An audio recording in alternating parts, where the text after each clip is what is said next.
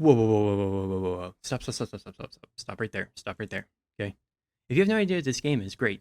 If you do know, all right, I just want you to pretend it's a turn-based strategy game for a second, okay? You have two options right now. You can either fight this guy one-on-one and hope you win. You don't have a guaranteed chance, but pretty decent. Or you can unlock the achievement. See, there's an achievement. It's called Get Bonked.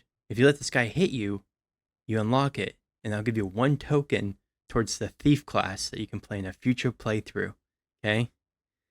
Now, it's a democracy, and it's a turn-based game, so we can take our time and we can negotiate. But I do want to do something real quick, because I can walk now. I'm still locked in portrait, because I can't afford a big green screen. I hope you're thinking, buddy. I'm thinking. I'm thinking good. I'm thinking real good. Oh. You're the sun. Okay. Alright. Did you think about it? Did you make a choice? I want to introduce you. This is Peanut. She's a beige chinchilla with red eyes. She's adorable. I love her. Mwah. So, what would you pick? Oh, okay. You picked the option to fight the boss and try to win? Okay. I wanted the thief class.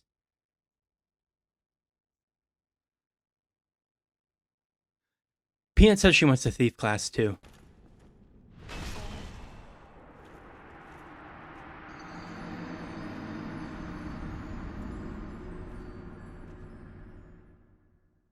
Alright, now Peanut's done being used for views, and she's back asleep. We can go ahead and we'll just reload that save file. Yep, I'm going to the game. Yep. And we're just going to reload that save file, and we're just going to try for that boss again. Oh, that's right. The save file's deleted. This is a video about Into the Breach.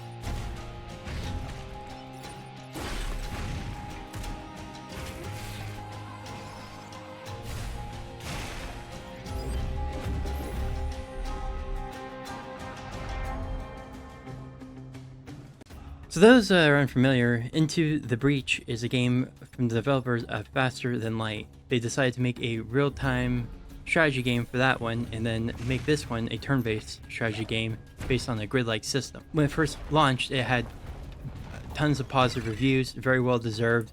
It was a great game, and recently in July 2022, they dropped a major patch that added what I would say easily 3 times to 4 times the content, and I don't remember there being much fanfare for this patch, which really surprised me because the original game has extremely good reviews. I'm talking like crazy numbers of positive reviews. I think 15,000 people voted on Steam, and it has overly positive. So I picked this up and I wanted to play it and make a video about how great the patch is, if it is great. To do this, I went on, my stream. kick.com/pseudoheart, the P is silent. On my first day of playing, the major mistake I made was I decided to make a fresh new account and try to experience the new content coming at me slowly at a pace that someone brand new into the game would experience. This turned out to be a very fatal mistake. But before we get into that, let me just talk to you a little about the story. It's super simple. It's mostly about the gameplay. So the story is that kaiju-like monsters called Vek are appearing, and they are insect in nature. They just want to seek to ravage humanity. They go to attack buildings, structures like solar panels, and then they go after your mechs too. Your job is to take control of 3 mechs to fight off these Veks in this timeline. That's why it's called Into the Breach, is because the game plays off of timelines.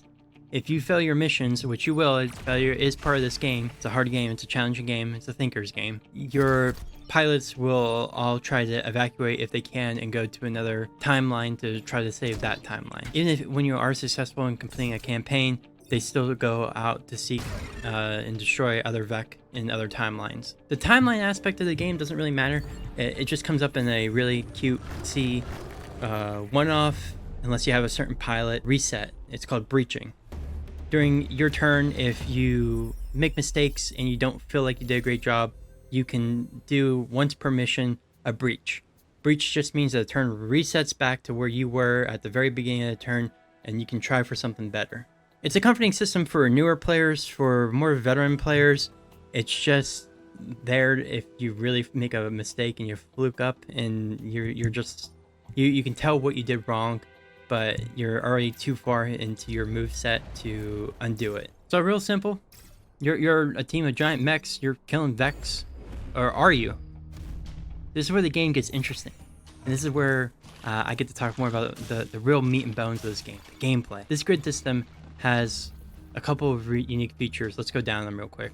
So first off, the game shows you enemy intent. Enemy intent is shown kind of like Slay the Spire style. You have a clear indication of what enemy is planning to do what on their turn.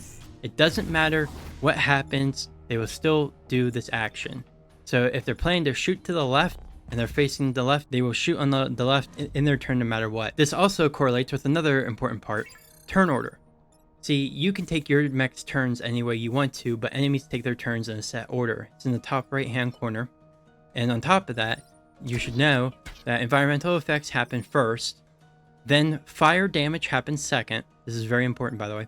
And then Vex take their turn in their order. The third really core mechanic of this game is the ability to push and pull. See, units inhabit a space on the grid, but through your actions, you can either push them or pull them with most weapon types and most abilities. This first sounds kind of weird, but it's pivotal to the gameplay because sometimes you'll have a Vec that you can't kill because you don't have enough damage, but it's attacking a building. But if you push it, it doesn't matter how much damage you do to it. It just matters that it's no longer going to destroy one of your buildings. Straight up, there are units in this game that do not do damage. Like this guy, for example, he just uses wind to push and pull people, and he's very, very powerful. I should mention at this point, there are two types of units, ground units and flying units. Flying units are affected by smoke, but not much else. I think they can get affected by fire too. Ground-based units are affected by everything, especially stuff like water and fall. And you might be like, fall, what do you mean by that? Well, Vec can't swim, so if you put him into a water towel, they'll just drown. But if you throw them onto a certain towel that's either collapsing or about to collapse, they'll just fall down straight to hell. There's like two more mechanics that come to mind that are super important. So Vecs have to appear by emerging, and you can stop emerging by having a unit stand on top of the towel.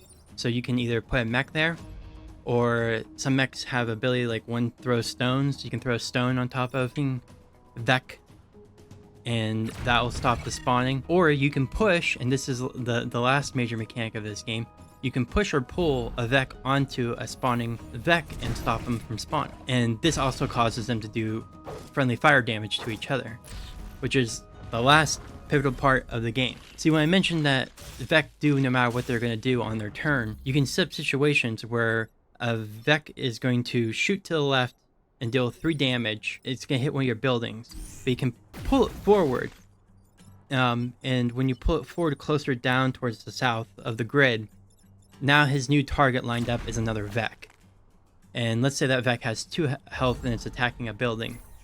And the Vec that is dealing 3 damage is going to shoot first. You can check it in the turn order. So he shoots first, he kills the other Vec, and then that Vec no longer is attacking your building. It's very complicated, but at the same time, it's so simple. It really is. Just playing this game, you learn it. It's like a very, very quick learning curve. It feels so natural when you play it too, and you realize the power of pushing and pulling. Now, you don't always want Vec to damage each other. That's not like the main goal. It's just a way to help you out. It's just another tool. Sometimes the best decision is just to put your mech in front of a Vec that's attacking a building and have the mech take the damage rather than the building take it. But this dynamic, all these dynamic systems, especially with the mechs being the three classes of the setup and the support and the executioner type, that's the way I call them. I'm not sure if other people call them that way. I always see them as the squads have an executioner, the person who's like the star of the show that gets all the kills, the support, the one that kind of does everything to help out, and the setup, the one that kind of really defines the crew and helps the executioner do his job. They all work in such good tandem, and you'll be doing wombo combos all the time, and it's super fun and it's super crazy. But these rules aren't like strictly defined.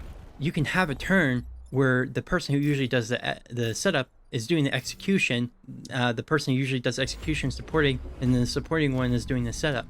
They all dynamically change their roles, but at the very beginning, it's quite clear who does what. As you progress and you complete objectives, you get rewards. Some of the rewards are grids, some of the rewards are robotics cores that help just improve your mech, like doing more moves, like they can walk more, or they can have more HP. You can also use these robotic cores to get your mech a secondary weapon and power it up, so they have 2 weapon choices instead of 1. All while doing this and pilots leveling up. Pilots will then have very specific, unique passives to them that make them better on certain mechs than other mechs. You just kind of have to play around and decide where you want which pilot to go where. This game already came out. It was really, really good. I call this game like a Pogger simulator. Strictly reminds me of, I don't know if you've ever watched Trollden's videos for Hearthstone, but his whole series was crazy combos people come up with on the fly in Hearthstone, or unexpected events,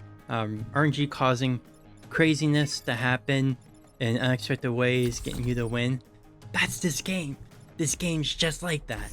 It seems so simple. It looks like a chess match. It's terrible to stream because it's very boring. The person streaming it will usually be sitting there really contemplating.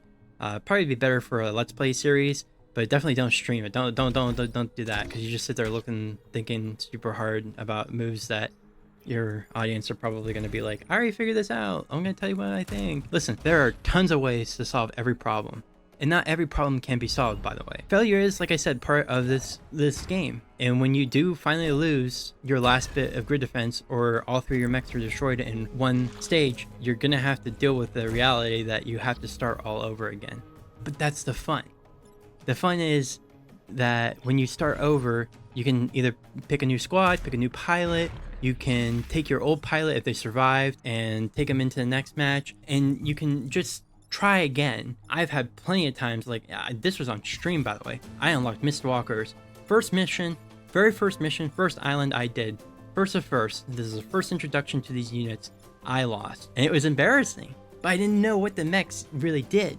But that's on me. I have to learn that. But wait, it's not just on me. It's on me because the game is really, really good. I know in Apex Legends, the ping system became widely popular. Other Battle Royale games took the ping system because it was so good. I have no idea why other turn-based strategy games don't take this one system from Into the Breach and just copy it. It is so freaking good. If you cursor over anything, you can get a little video clip showing you what is happening, how the weapon looks, what it does, the interactions it has. It's really, really nice. In that moment, you can just scroll over this box. You don't have to go to YouTube. It doesn't open up like a third-party browser. It's just a little clip that plays along next to the text telling you what something does.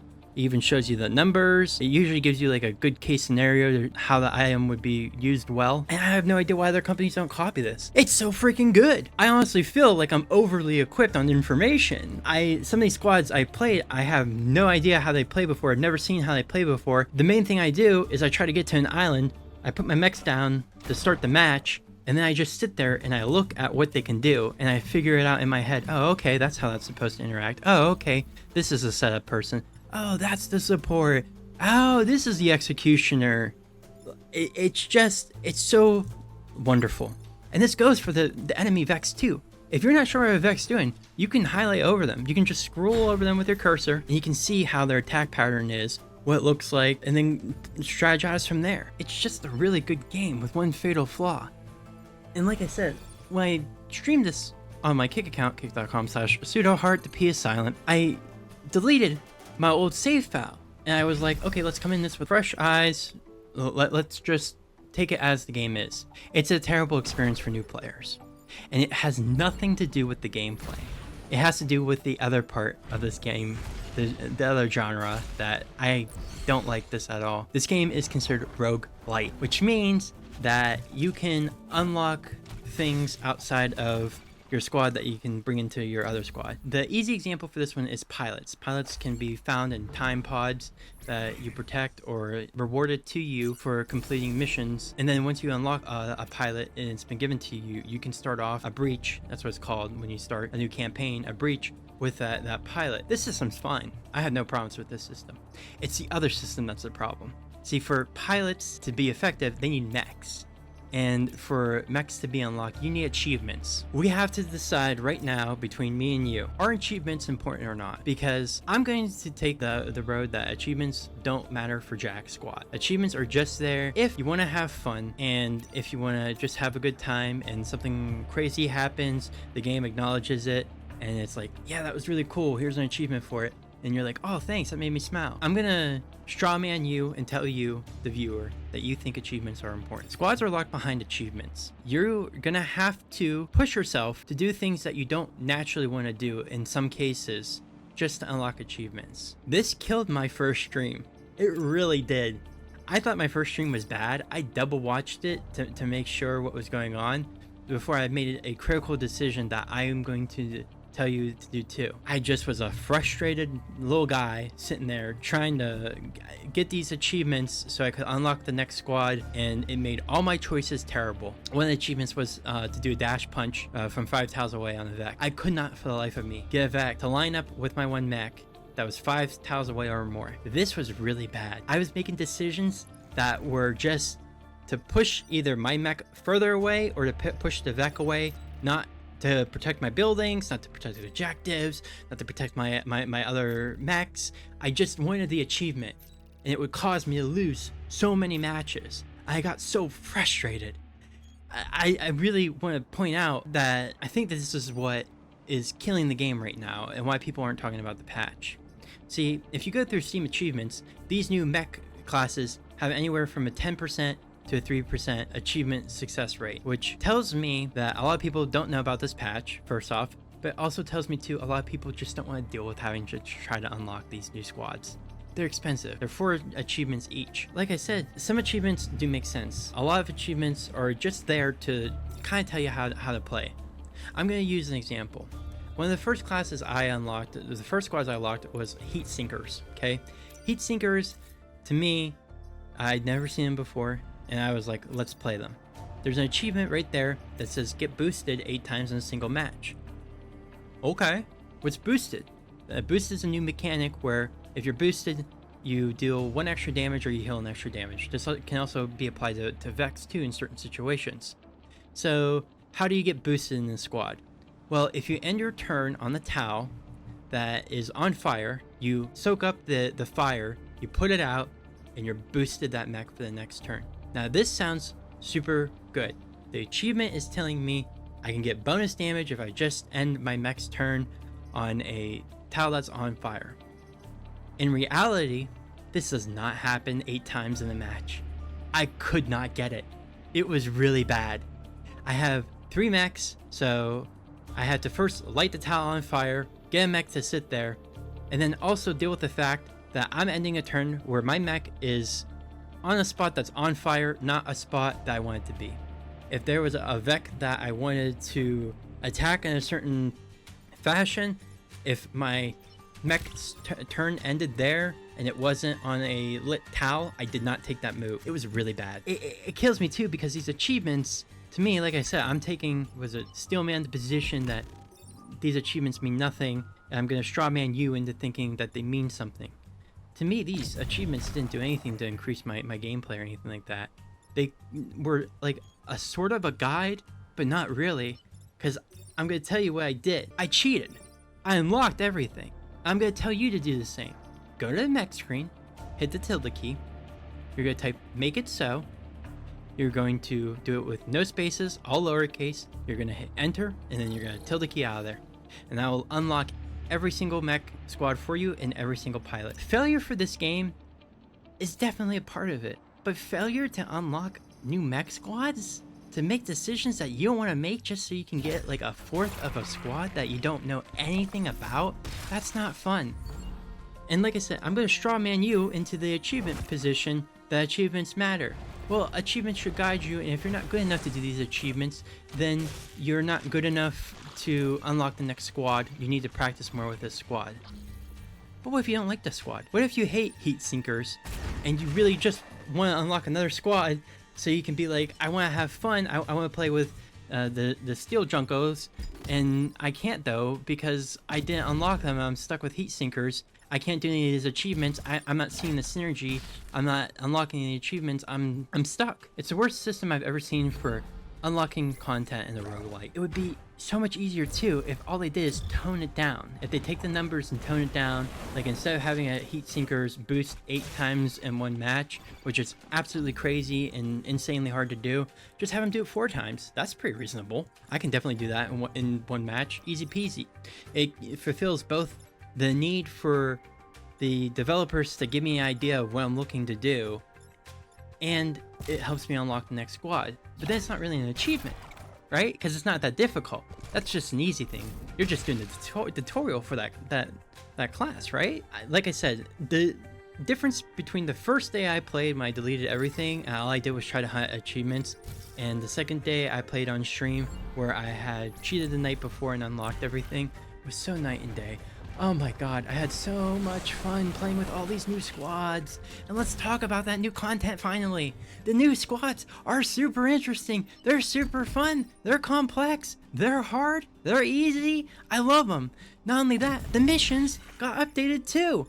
Now it's not just the same mission over and over again. I honestly feel like every playthrough I go through, I never have the same mission twice. And they scale now too.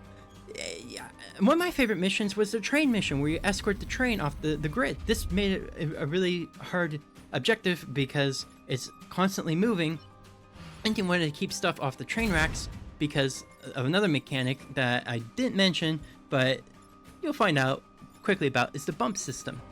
Whenever you push or you pull something, if it bumps into another object, both those objects are going to take a point of damage. This means that a damaged attack that does 2 in one direction pushes backwards and doesn't do anything, but if you attack in a different direction, you push it into a mountain, you're doing 3 damage instead. That's the difference between a push and a kill. The way you attack Vec 2, you can also push them into buildings and damage them. Or you can push them in your own squad and damage them. This is a post-edit Heart. I went on a super long tangent here because I was so passionate about the gameplay. I forgot to mention that the regular train is now an armored train, so you go from trying to make sure there's nothing on the track and that you're not bumping back into it, to trying to push back into it to do extra damage and trying to stack the train rails with as much Vec as you can to have them run over at the end of the turn. It's super interesting. Like I said, this system is super complex. I love it. I'm not gonna tell you I'm a big genius. Like I said, I failed plenty of times playing this game, but just having these pogger moments where I see something that would be really cool in my mind and seeing it play out is super gratifying. I don't remember campaigns I had where I dominated and I didn't have any challenge. I remember a campaign where I tried to bad manners the Vec, and I ended up having 2 pilots die on me, and I barely squeaked it out at the end. That was just a total nightmare, but man, like I said, those are the memorable moments. The memorable moments aren't, oh, I dominated this and I'm done. You should have about a 50% win rate. And I'm getting to the point now where I'm getting to like a 70% win rate. I need to up my difficulty. Well, thank God there's difficulty sliders. Right now I'm on normal, and if you feel like it, feel free to play on easy. You learn at your own pace. This is another problem I don't like about the achievement system, is the achievement system makes you feel like you have to play a certain difficulty also. Like, you can't achieve certain achievements on easy mode just by the sheer fact that there's not going to be enough Vec to do certain achievements. Like, one of them is for the Blitzkrieg class, you won't be able to lightning chain through 10 objects because there won't be 10 objects that are close enough to lightning chain on an easier difficulty. That's just not fair to you as a player. If you have tons of fun playing this game on easy mode, you shouldn't feel bad for playing easy mode. You should just be having fun. Like I said, this game is honestly a 10 out of 10 other than that. It bumps it down to, honestly, an 8 out of 10. The fact you can cheat it in makes it a 9 out of 10. I'm gonna strawman you on your position again. If a person came up to me and said, hey, I got all the achievements for Into the Breach, that's pretty impressive, right? The first question I would ask them is, did you have fun doing it? And they're gonna say no. I know they will. They're gonna say, I did not have fun doing it. I had to make choices that I normally didn't make. I lost games because of it. I felt like I understood an achievement, did what the achievement wanted me to do, but I misremembered it. It's just a big burger of confusion and messiness and nastiness and gatekeeping. That's the part that really gets me. If this wasn't the way you unlocked mechs, I wouldn't care. I wouldn't give two craps about it. You know, achievements are just there to have fun. That's where I stand. And that's why whenever I unlock all the mechs and I play and I have fun and an achievement pops in the corner, I go, oh, cool, that was cool. I guess the game thinks I'm cool now. For someone who's like, don't cheat, you're cheating yourself out of the experience. No, you're not. You're getting yourself more experience. You're not sitting there playing heat sinks for the 30th hour trying to get your 8th boosted on the single mission. And you're not making decisions like, oh, instead of making my executioner mech more powerful, I'm gonna make my setup mech more powerful because I want to get the achievement. I love this game, and I really want to see a big resurgence on it. There's only 300 people playing it whenever I did my research, I wrote my script, and I think that number is so woefully sad. This game's been given out for free on Epic Games too. It's a really good game. It's worth every penny. I'm telling you, I didn't tell you for tooth and tail to go buy it. I'm telling you to buy this one. If you have any kind of feigning interest in strategy games, you gotta play this game. You have to. You have to. It's the best experience. But you gotta cheat too. To unlock everything and actually have that fun, you really gotta buckle down and cheat. Pretty much just about it. Like I said, I make it so on the mech screen. I'm gonna show you how to do it again. Go to the mech screen, hit the tilde key. You're gonna type make it so. You're going to do it with no spaces, all lowercase. You're gonna hit enter, and then you're gonna tilde key out of there. I hope you have genuinely a lot of fun, because that's what this game really should be about. It shouldn't be about progression. Progression isn't part of the fun. Fun's playing the way you want to, even if you don't succeed every time. I love you lots. All right, bye.